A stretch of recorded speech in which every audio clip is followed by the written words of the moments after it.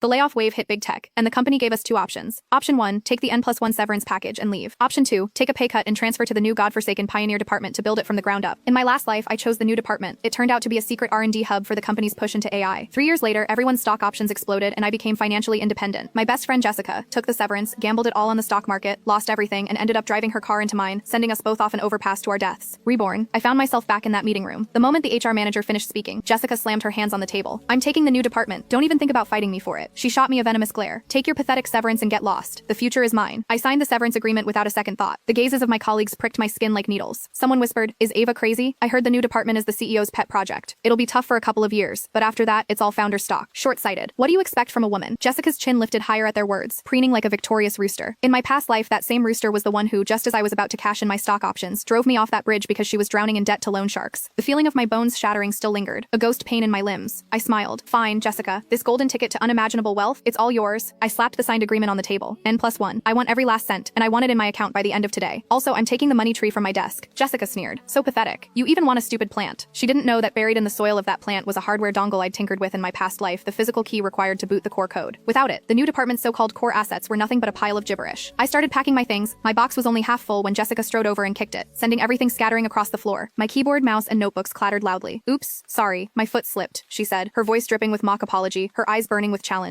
Then she shrieked, "Mark, I think Ava has a confidential company hard drive in her box. I just saw it. She's trying to steal company property." The HR manager and security guards swarmed over instantly. The manager frowned. "Ava, open your bag. We need to check it." Everyone was watching, waiting for the show. Getting laid off was one thing, but being publicly searched on your way out was the ultimate workplace humiliation. I looked at Jessica's triumphant face, feeling no anger, only a detached pity, like watching a clown perform its tired act. "You can check," I said calmly. "But if you find nothing, then what?" Jessica crossed her arms. "If there's nothing, I'll get on my knees and apologize. But if there is, you can get ready for prison." In the chaos, she had slipped a file labeled top secret into the inner pocket of my bag. It was a slick move, but amateurish. I pulled out my phone and connected to the office's smart surveillance system, a little plugin I'd installed myself to test a visual algorithm. No one knew it existed. I mirrored my phone screen to the large TV in the conference room, and there it was, in glorious high definition, Jessica furtively stuffing the file into my bag. The image was so clear you could see the poorly blended pimple on her cheek. The room fell dead silent. Jessica's face turned the color of raw liver. The HR manager's face was as black as the bottom of a pot. "Jessica," he growled. "Care to explain?" She trembled. I was just joking with her." "On your knees," I said, my voice cold. Jessica bit her lip, tears welling in her eyes, but she didn't move. I raised my phone. "Fine, don't kneel. I'll just send this video to every HR group in the industry and file a police report for false accusation while I'm at it." Thud. Jessica's knees buckled, and she crumpled to the floor. "I'm sorry," she whispered, her voice barely audible. I picked up my box and stepped over her. "Save your knees, you'll be doing a lot more begging in the future." Outside, the sunlight was blinding. My phone vibrated. A text from my bank. The severance had arrived. $35,000. My startup capital. As I passed the smoking area, I saw a couple of security guards shoving a man. He was a mess, unshaven, his hair greasy and matted, wearing a yellowed white t-shirt. His eyes were utterly